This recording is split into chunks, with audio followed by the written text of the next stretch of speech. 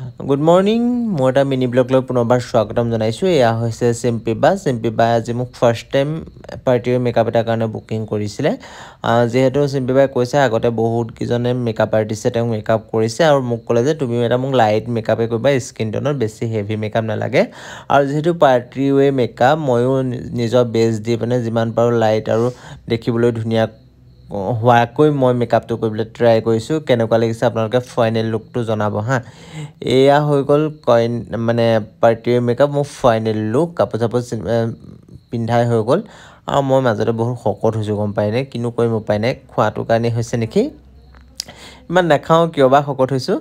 যি কি নহওক বাৰু, এয়া মই যিটো জুৱেলাৰী পিন্ধিছোঁ সেয়া হৈছে মৃত্তিকা দেই। মৃত্তিকাৰ জুৱেলাৰী মই কৈয়ে আছোঁ, এইকেইদিন মই ফেচবুকত দিছিলোঁ আপোনালোকৰ মৃত্তিকাৰ বিষয়ে কৈছিলোঁ। মৃত্তিকাই ড্ৰেছৰ লগত মিলাই জুৱেলাৰীটো বনাই দিছে, ইমান সুন্দৰ লাগিছে।